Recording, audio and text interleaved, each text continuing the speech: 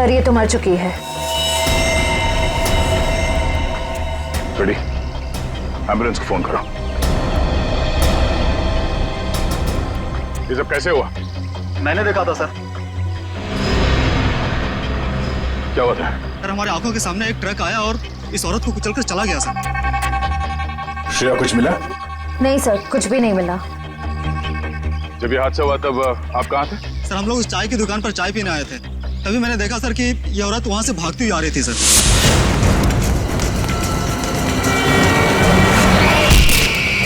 Sir शायद ये speed में आते हुए ट्रक को देखकर डर गई होगी, इसे पता ही नहीं चला होगा कि क्या करे।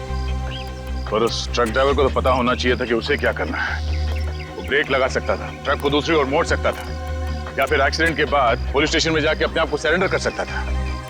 एक औरत को ठोकर मार के भागना, ये कहाँ की इंसानियत है? सर वो इंसान नहीं, हैवान था सर। वो ट्रक को फुल स्पीड में लेकर आया सर और इस औरत को कुचलकर चला गया।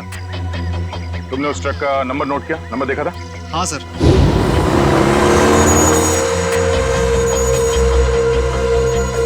इस औरत के हाथ में कोई पर्स या बैग वगैरह था? नहीं सर। लेकिन सर इस औरत के हाथ में एक बच्चा था।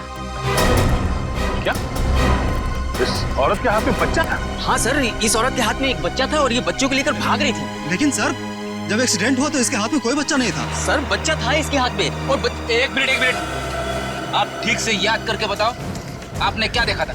सर मैं अपनी दुकान में था और इस औरत को देखा तो इसके हाथ में एक बच्चा था और ये बच्चे को लेकर भाग रही थी साहब। जिन्होंने इस औरत को बच्चे के साथ भागते हुए देखा, और इन साहब का कहना है कि इस औरत के हाथ में बच्चा था ही नहीं। पर अगर इस औरत के हाथ में वाकई में बच्चा था तो बच्चा कहाँ गया? कहीं ऐसा तो नहीं कि इस औरत ने बच्चे को कहीं छोड़ दिया? हो सकता है फ्रेडी, उस बच्चे को ढूंढना होगा।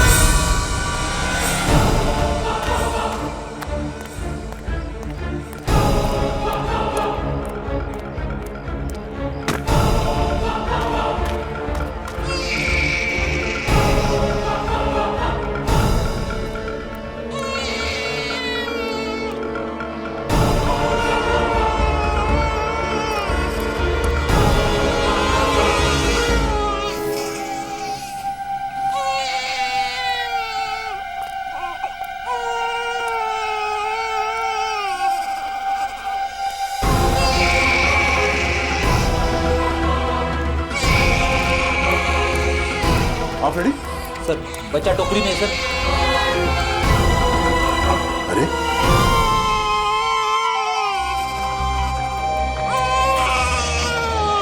उस औरत ने बच्चे को यहाँ पे टोकरी में छोड़ दिया। लेकिन सर कोई अपने बच्चे को इस तरह टोकरी में छोड़ के क्यों जाएगा? हाँ साहब कहिए। ये बच्चा यहाँ इस टोकरी में कैसे आया? बच्चा? हाँ सर मुझे नहीं पता, मैं तो अपनी दुकान लगा रहा था, फल लेने गया था। इसका मतलब है मरने से पहले इस औरत ने इस बच्चे को यहाँ टोकरी में रखा। हमें उस मरी हुई औरत का पता लगाना है और ये बच्चा। इस बच्चे को हम अपने साथ लेके चलते हैं। इस बच्चे का ख्याल रखना हमारा फर्ज है। पहले ये पता करते हैं कि इस बच्चे के परिवार में है कौन। सर उस औरत के बैकग्राउंड के बारे में तो कुछ पता नहीं चला, पर डॉक्टर सालुंके ने कुछ जरूरी बात पता लगा ली है। वो क्या?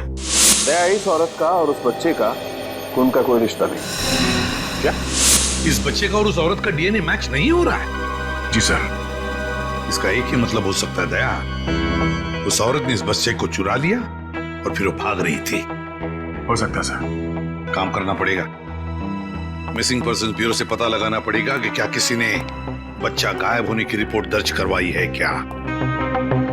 और डॉक्टर सालुके का इस बच्चे की माँ के बारे में भी कुछ कहना है सर। क्या? इस औरत ने जो सैंडल पहने हुए थे, उस सैंडल के नीचे के हिस्से की तरफ हमें खून के कुछ अंश मिले। उस खून का डीएनए करने से पता चला कि उस खून का डीएनए और उस बच्चे के खून का डीएनए आपस में मैच होते हैं। और उस औरत की उम्र जिसका वो खून है लगभग 28 से 30 साल होनी चाहिए। खून के निशान? फिर जरूर इस बच्चे की माँ बुरी तरह से घायल हुई होगी। सर हो सकता है उस अनजान औरत ने ही हमला किया हो बच्चे की माँ पर और बच्चे को लेकर भाग गई। सर लगता है ये कोई बहुत बड़ी साजिश है। उस औरत का एक्सीडेंट नहीं बल्कि जानबूझ के खून किया गया है। सर हमने आरटीओ में भी पता किया, ट्रक का नंबर उनके रिकॉर्ड्स में भी नहीं है। ये देखो बॉस, अब कोई प्रॉब्लम नहीं है। अरे प्रॉब्लम तो तब होगा जब बॉस का फोन आएगा, तो क्या जवाब दोगे? ये काम अधूरा छोड़ दिया? सर, एक ऐसा सुराग मिला है जिससे पता चल सकता है कि ये औरत है कौन। वो क्या? ये उस औरत के कपड़े, इस पे लॉन्ड्री का टैग लगा हुआ है।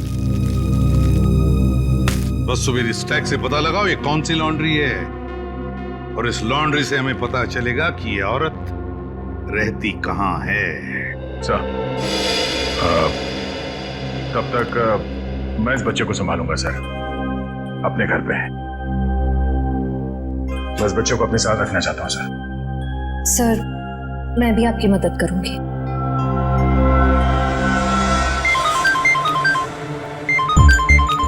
उसी का फोन है। सलाम बॉस। मुझे वो बच्चा किसी भी हालत में जिंदा चाहिए, किसी भी हालत में, समझ गए तुम? जी बॉस।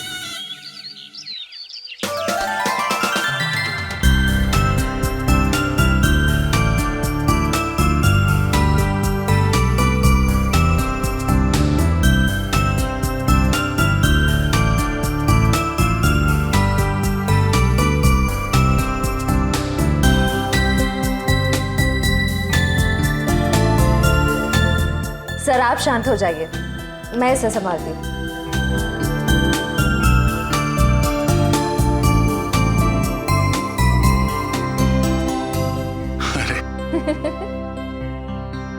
इतनी बात मेरी समझ में नहीं आई।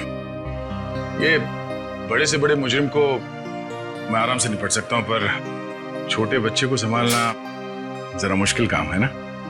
सर, एक बात कहूं, आप कुछ भी कर सकते हैं, आपके लिए कोई काम मुश्किल नहीं है।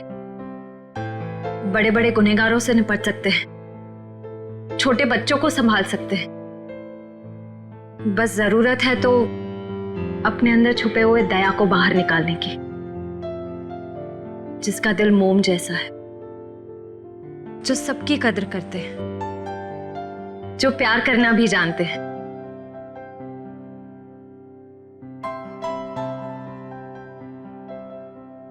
I mean, जो सबकी इज्जत करना भी जानते हैं। अब चिंता करने की कोई जरूरत नहीं है सर, मैं आ गया हूं। अरे फिर तुम, क्या बात है? आओ। सर, हाँ? जब मुझे एहसास हुआ कि आप अकेले बच्चे को संभाल नहीं पाओगे तो मैं आ गया। ला, बच्चा दो।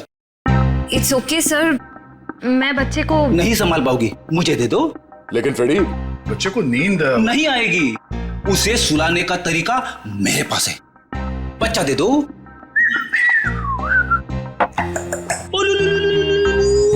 अला ला ला ला।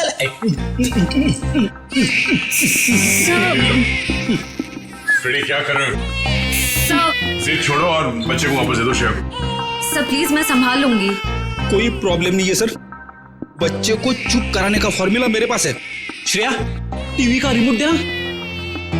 अब देखना सर, ये कार्टून चैनल देख के बच्चा कैसा खुश होता है। कौन से नंबर पे?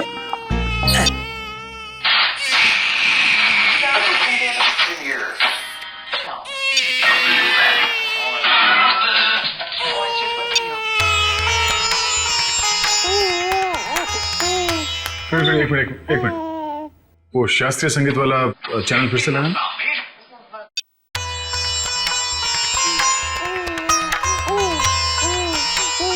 सुरों की काफी समझ है इसे। हाँ सर, बड़ा होके बड़ा संगीतकार बनेगा। सब हो रही दुकान।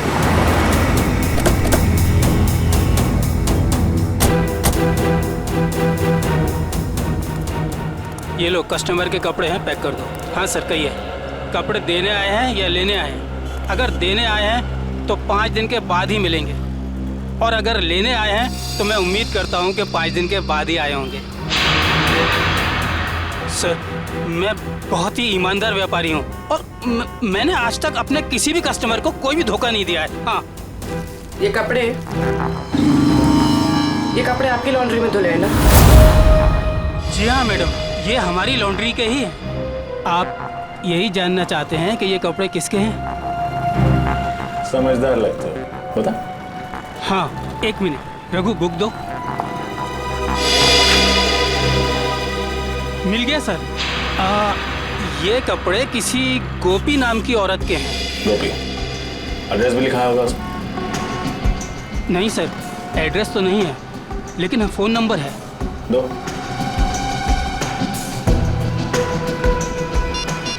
साहब, मुझे तो पहले से शक था जब वो लड़की यहाँ कपड़े डालने आई थी। ऐसा क्या किया था उसने? मैडम, मैंने बोला 5 दिन बाद कपड़े लेके जाना। वो बोली मैं 2 दिन में आऊंगी। मैंने कहा नहीं मिलेंगे, तो मुझसे गुस्सा करने लगी। बोली तुम्हें धोबी घाट पर ले आकर उल्टा लटका दूंगी, और किसी के साथ मोटरसाइकिल में बैठकर चली गई। उस मोटरसाइकिल वाले का चेहरा देखा था तुमने?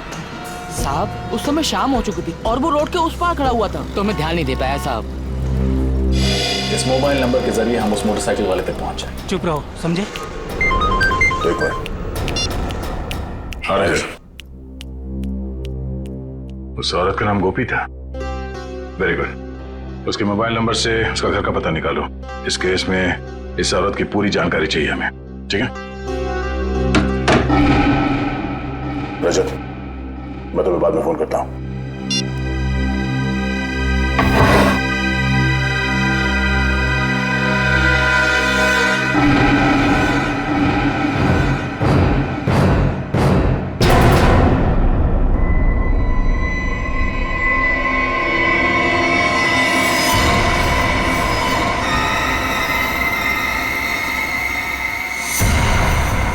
दया, तुम फौरन अपनी बंदूक नीचे रख दो, वरना इस लड़की का भेजा बाहर कर देंगे। दया, तुमसे हमारी कोई दुश्मनी नहीं है, बस ये बच्चा हमारे हवाले कर दो और अपनी जान बचा लो। अपनी जान की परवाह करने वाले कायरों को हम सीआईडी में भर्ती नहीं किया करते। अगर इस बच्चे को किसी ने छुआ भी ना, तो तुम सबकी अर्थी यहीं से उठेगी। अर्थी तो इस छोकरी की उठेगी। दया, बस तुम कंधा देने के लिए तैयार रहो। बंदूक नीचे रखो, नीचे रखो बंदूक। सर, आप मेरी परवाह मत कीजिए, आप गोली चलाइए। चुप! दया, गन नीचे रख, नीचे रख गन दया, वरना इस छोकरी की खोपड़ी उड़ा दूंगा मैं। एक मिनट।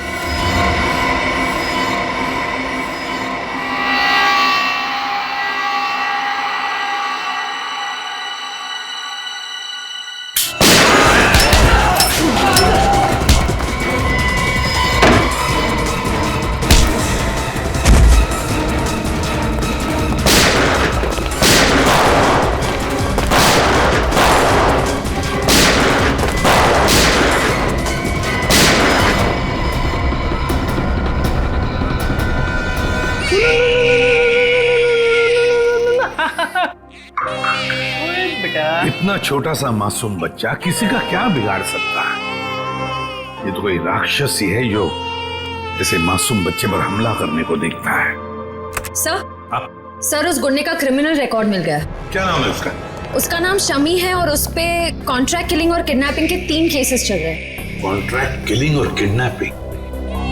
लेकिन ये सिर्फ कॉन्ट्रैक्ट किलिंग का केस नहीं है, ये कुछ और ही चक्कर है, कोई बड़ी साजिश है ये। सर, मोबाइल कंपनी ने गोपी का जो एड्रेस दिया था वो गलत है।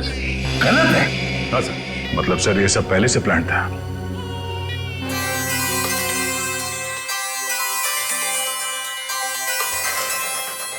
अरे, वाइफ का फोन।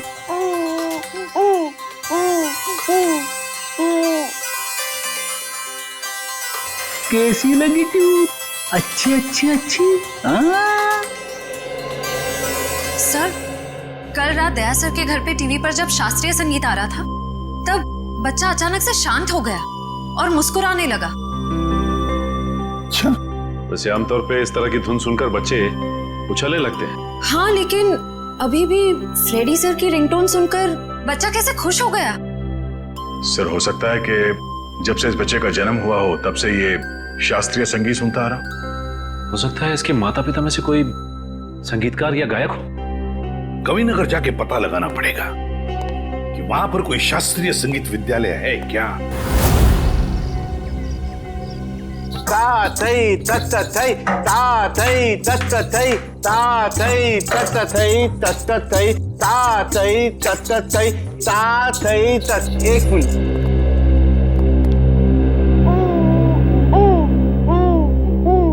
सर,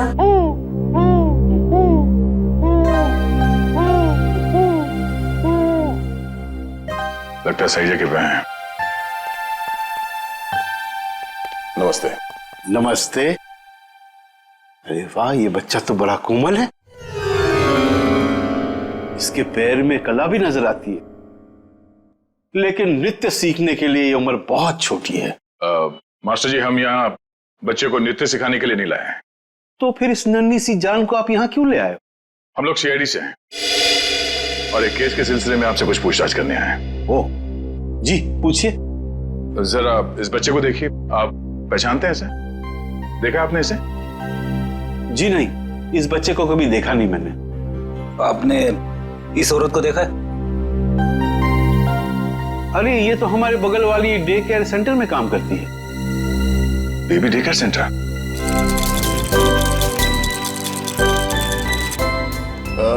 एक्सक्यूज मी, आप इस औरत को पहचानती हैं? ये तो गोपी है, हमारे यहाँ आया का काम करती है। लेकिन हुआ क्या है इसे? कल एक ट्रक एक्सीडेंट में उसकी मौत हो गई है।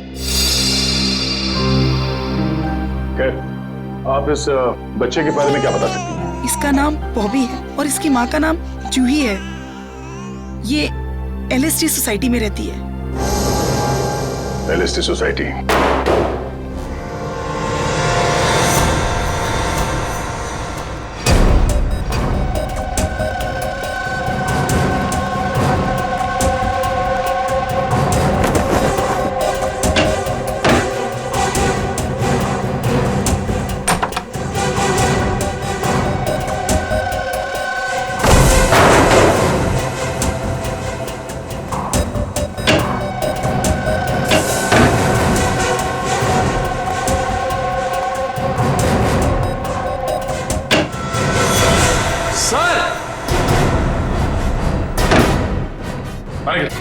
सर, ये देखिए, बॉबी की माँ जूही को ही मार दिया। ये देखो, गोली गले और पेट पे मारी गई है। लगता है इसे मरे हुए भी काफी समय हो गया। खून पूरी तरह से सूख गया। सर, ऐसा लग रहा है मैंने इनको कहीं देखा है, लेकिन याद नहीं आ रहा कहाँ देखा है।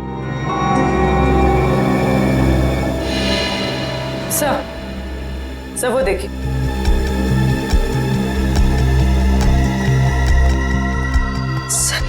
खून से सने हुए जूतों के निशान। ये देखो,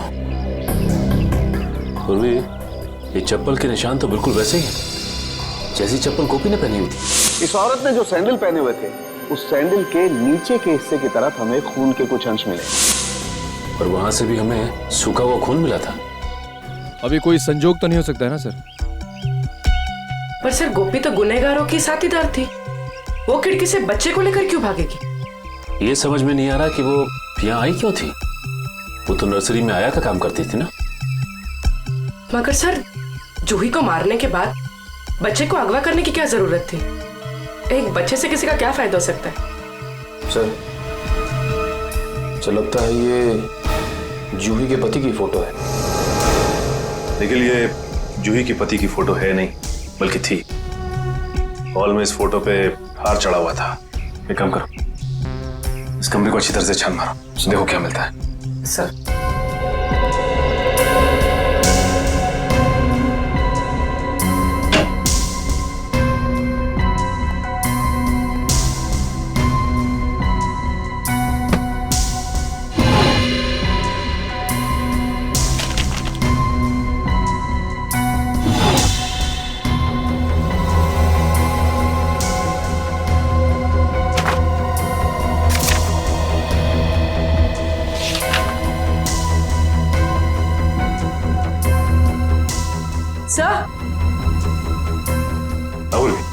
सही देखिए। तो जूही एक एक्ट्रेस थी, इसीलिए उसने अपना पोर्टफोलियोज बनाया था। याद आया सर, मैंने इनको एक पंजाबी फिल्म में देखा था, उसमें हीरोइन थी। अच्छा? हाँ सर। इस घर का लिव एंड लीज एग्रीमेंट मिला है सर। सर, ये वोटर आईडी है सर। इसमें इनका नाम जूही नहीं बल्कि असली नाम शीतल है सर। और ये जीवन शांति आश्रम का रिसीप्ट भी है सर। ओह, तो ये बात है।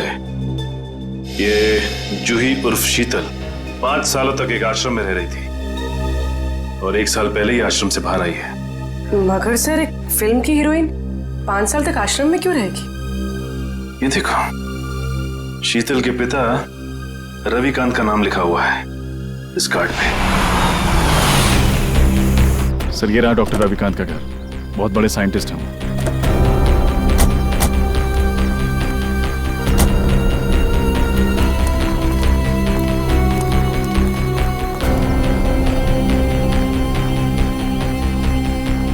सर, ये घर तो लगता है काफी टाइम से बंद पड़ा है। हाँ रजत, ये देखो कितने दिनों के अखबार पड़े हैं यहाँ पर, ये सारे खत पड़े हैं। काम करो, इन दोनों घर के अंदर जाके अच्छी तरह से तलाशी देखता हूँ ये चिट्ठियां क्या है।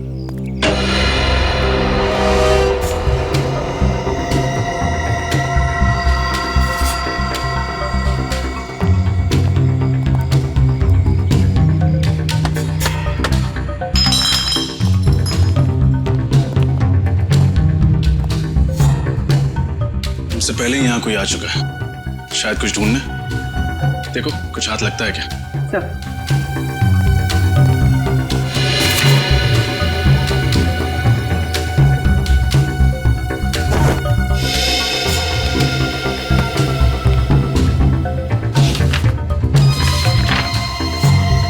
Legal notice? अरे सुनिए सुनिए, देखिए मैं सीआईडी से हूँ। एक बात बताइए, आप रविकांत जी को जानते हैं? हाँ सर, 10 सालों से वो मेरे पड़ोसी हैं। अचानक उनकी मौत की खबर सुनकर बहुत दुख हुआ। अचानक मौत हो गई रविकांत जी की? कब, कैसे? गाड़ी की स्पीड इतनी तेज थी कि वो कंट्रोल नहीं कर सके और वो जाके नदी में गिर गए। Oh my God. कुछ मिला? ये रविकांत जी का एक्सीडेंट ही था या? एक्सीडेंट ही था सर। ठीक है, थैंक यू वेरी मच, अब जा सकते हैं। नोटिस कैसी?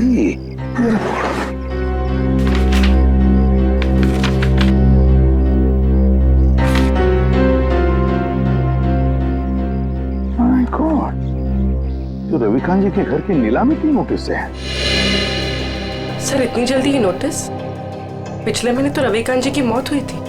तो पूर्वी पिछले महीने रविकांत जी की मौत होगी, उसके बाद में उनकी बेटी शीतल की मौत।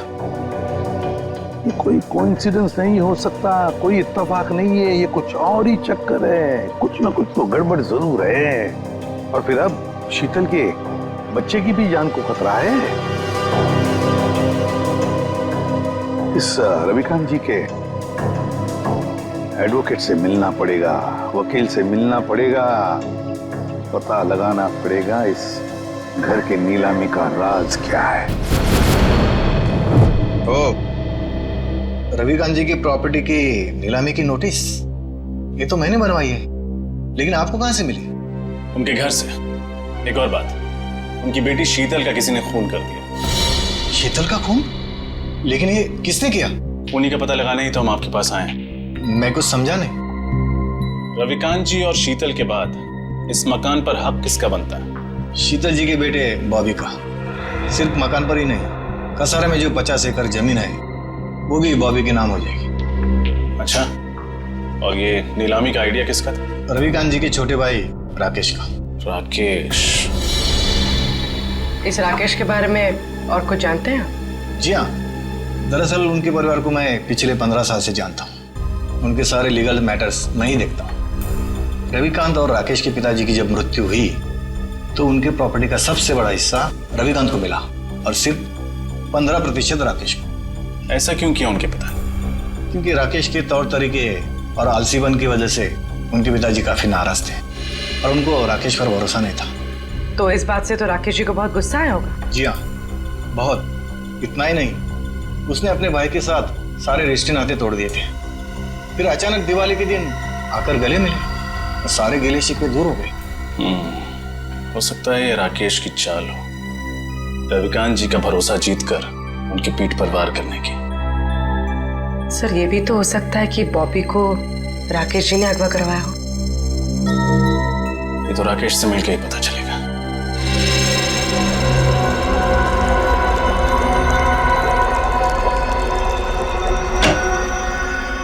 Excuse me. जी कहिए।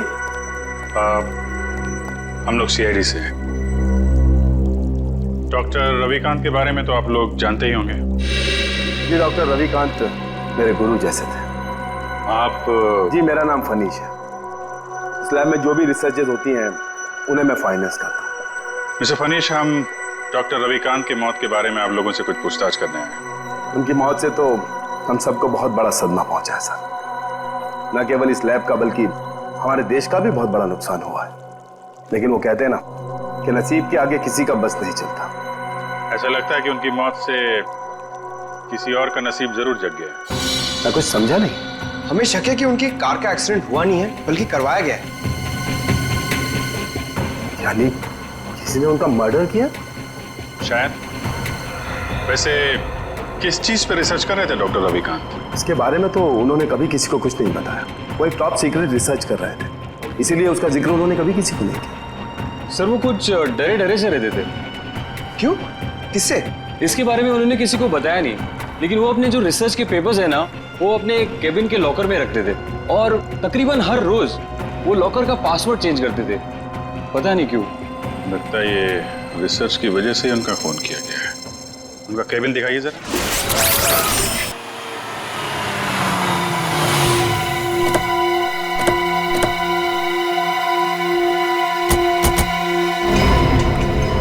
गाड़ी तो यहीं खड़ी है। राकेश घर में ही होगा। हाँ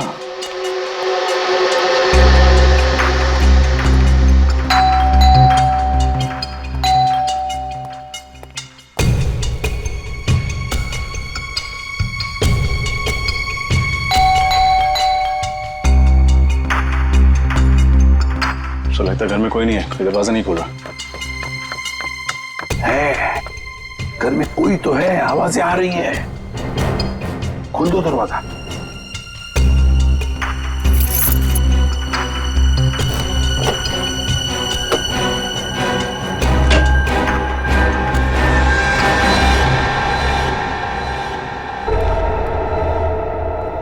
संभल के। 3 खून किए उसने।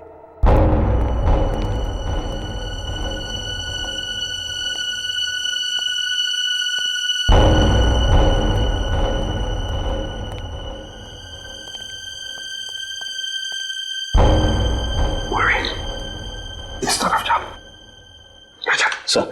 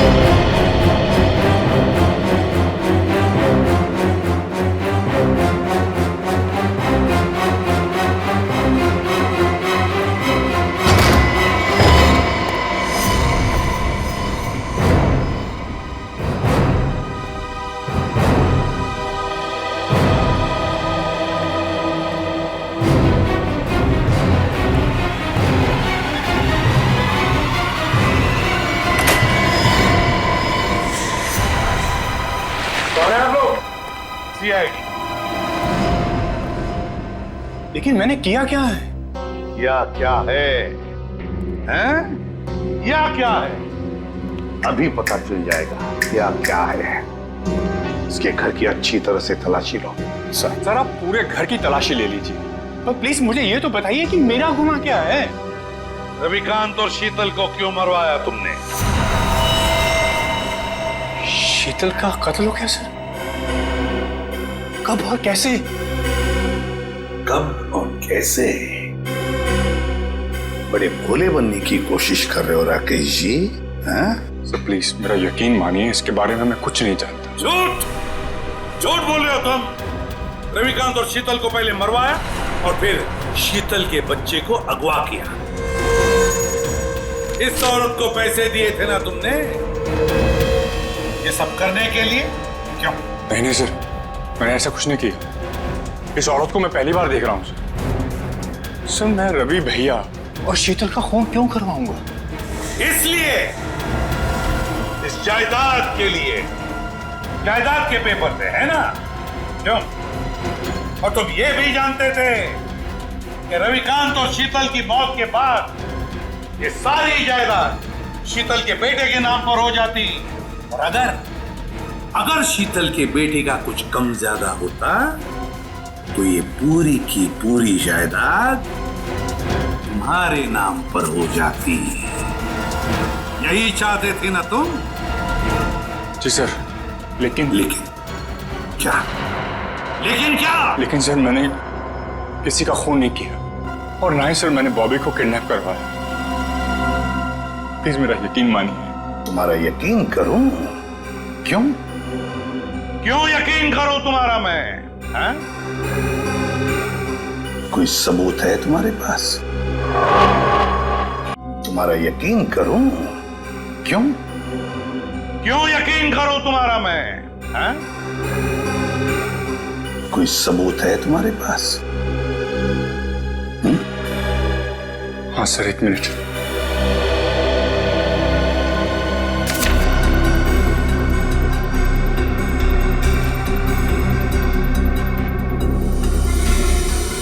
रविकांत चैरिटी फाउंडेशन, 50 लाख रुपए। जी सर, जायदाद में जितना भी मेरा हिस्सा था उस सबको बेचकर सारे रुपए में रवि भैया की चैरिटी में डालने वाला था। सर, भगवान का दिया हुआ मेरे पास सब कुछ है। पैसों के लिए मैं अपने भैया का खून क्यों कर रहा हूं? सर,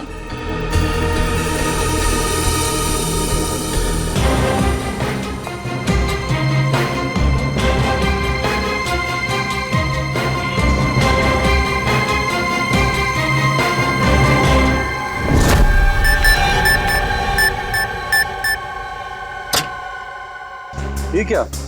लॉकर तो खाली है। खाली है? अभिजीत, ये देखो अभिजीत, ये रिसर्च पेपर्स हैं, जला दिए गए हैं। वही पेपर है ना?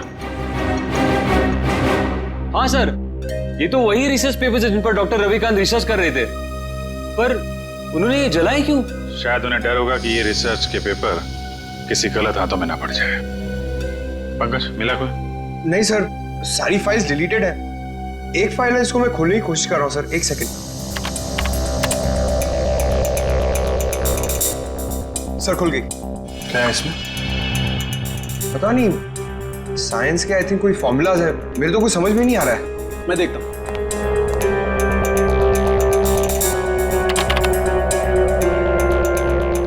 ओह, नहीं अभिजीत, ये कोई साइंस का फार्मूला नहीं है, ये एक वायरस की टेस्टिंग रिपोर्ट है। क्या मतलब सर? मतलब ये है कि जैसे जहर का काट जहर होता है, वैसे ही किसी भी बीमारी का इलाज उसके वायरस के द्वारा ही किया जाता है। और इस वायरस का टेस्ट किसी इंसान पर कर रहे थे डॉक्टर रविकांत। और कौन सा वायरस है ये? ये पेलकोप नाम का वायरस है। बहुत रेयर किस्म का वायरस है, ज्यादा सुना नहीं है इसके बारे में। मगर सर, ये वायरस टेस्ट किस पर कर रहे थे? माय गॉड, माय गॉड, मैं समझ गया अभिजीत। अरे, है कौन वो? अभी नहीं, 1 घंटे के बाद मैं तुम्हें ब्यूरो में मिलता हूँ, कंफर्म कर लूं फिर बताता हूँ। सचिन, पता चला डॉक्टर रविकांत लैब में क्या बना रहा था? नहीं सर, अब तक तो कुछ नहीं पता चला। सालुंके साहब कह के गए हैं कि 1 घंटे में वापस आता हूँ। बस पता चल गया, मैंने गुत्थी सुलझा ली। यार तू फिर बता ना सालुंके। बॉस, उस रिसर्च लैब में हमने जिस पेशेंट की रिपोर्ट देखी थी उसमें पोलकोप नाम का वायरस था। ये कौन सा वायरस है? वही तो पता लगाना है, लेकिन एक टेंशन है बॉस। किस बात की टेंशन?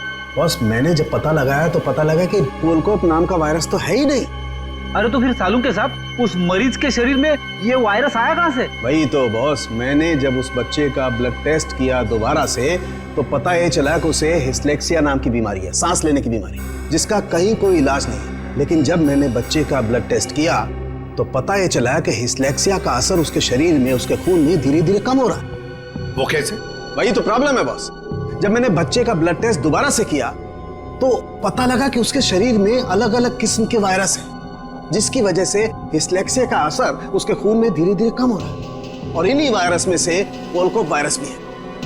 मतलब वो टेस्ट रिपोर्ट बच्चे की थी? हाँ बिल्कुल। मतलब ये जो कुछ भी हुआ है इस पोलकोप वायरस की वजह से ही हुआ है। कोई तो है जो इस मुल्क को वायरस पर कब्जा करना चाहता है। हाँ सर, डॉक्टर रविकांत ने वायरस के सारे सैंपल और रिसर्च के सारे मटेरियल तबाह कर दिया, बर्बाद कर दिया सर। अब ये वायरस सिर्फ बच्चे के अंदर है। मतलब सचिन, बच्चे की जान को खतरा है।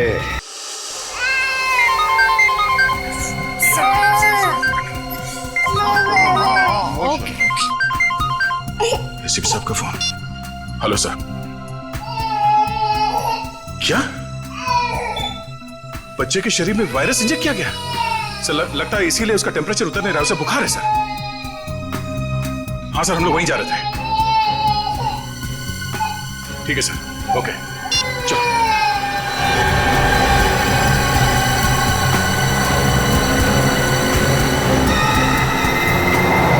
चलो।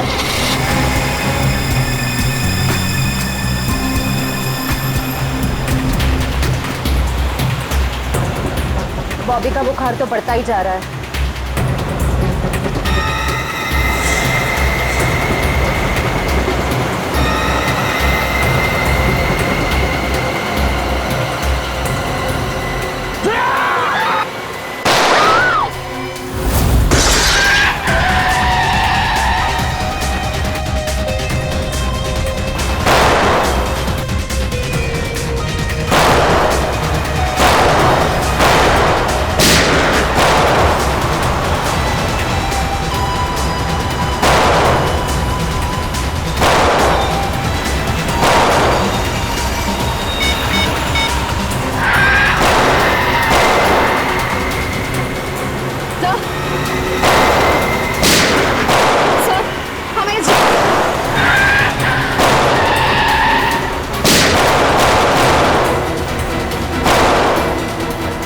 तुम ठीक हो?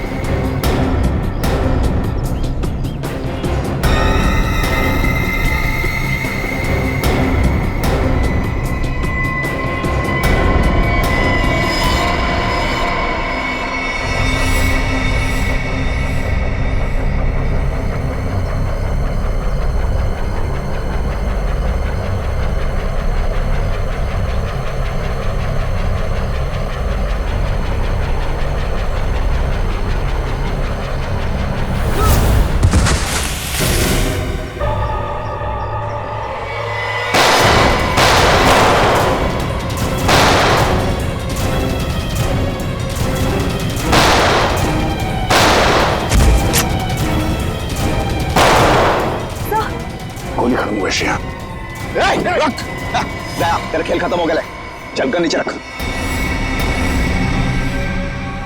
लड़की को दे, मेरे को दे, बच्चा मेरे को दे।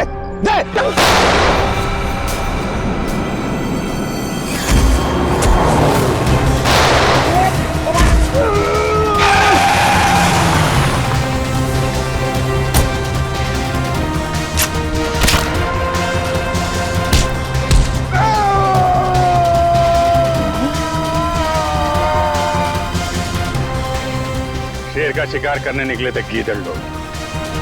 बोल, किसके कहने पे किया ये सब? शर्म आनी चाहिए तुम्हें। एक मासूम बच्चे के साथ तुमने ऐसी घिनौनी हरकत की। मैं मजबूर था ऑफिसर। मैंने डॉक्टर रविकांत की रिसर्च पर लाखों रुपए खर्च किए, यह सोचकर कि रिसर्च कामयाब होगी तो मैं करोड़ों रुपया कमाऊंगा, मेरी कंपनी के शेयर्स फिर से टॉप पर आ जाएंगे। लेकिन डॉक्टर रविकांत अपने इन्वेंशंस तुम्हें नहीं बल्कि सरकार को देना चाहते थे, ताकि हमारे देश के आम लोगों को फायदा हो। पर ये बात तुम्हें बर्दाश्त नहीं हुई। कैसे बर्दाश्त होती सर? लाखों रुपए का जुआ मैंने खेला, सारा रिस्क मैंने अकेले ने उठाया, और डॉक्टर रविकांत वो फार्मूला गवर्नमेंट को देना चाहते थे, जो मुझे उसके लिए फूटी कौड़ी नहीं देते सर। और ये बात उन्हें समझाने की मैंने बहुत कोशिश की, पर उन्होंने मेरी एक नहीं सुनी सर। बॉबी को अगवा करने का प्लान तुम्हारा ही था ना? हाँ सर, और जब मुझे पता चला कि डॉक्टर रविकांत ने वो वायरस बॉबी की बॉडी में इंजेक्ट कर दिया है, तो मैंने गोपी को आया बनाकर वहां भेजा और बॉबी को अगवा करने का प्लान बनाया। लेकिन जब गोपी को तुम्हारे घिनौने इरादों के बारे में पता चला तो उसके अंदर की ममता जाग गई और वो बॉबी को लेकर भाग गई। और उसी की बेवकूफी की वजह से मेरा सारा प्लान चौपट हो गया। अपनी मौत की वो खुद जिम्मेदार है। तुम जैसे हैवानियत के पुतले इंसानियत के बारे में कभी समझ नहीं पाओगे। तुम्हें तो ऐसी सजा होनी चाहिए जिसे देखकर हैवानों की रूह कांप उठे।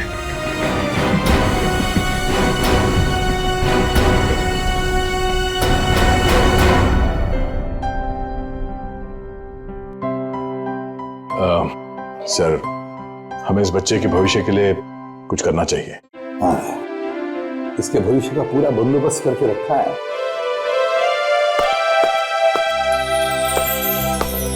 सर जी, सर जी, आज के बाद बॉबी को मैं संभालूंगा। अपने भाई के बेटे की तरह नहीं, बल्कि अपने बेटे की तरह से बड़ा कर। ये तो बहुत खुशी की बात है, लेकिन जिंदगी में कभी इस बच्चे को किसी मदद की जरूरत पड़े तो हमें जरूर याद करना। बहुत खुशी होगी हमें। Thank you.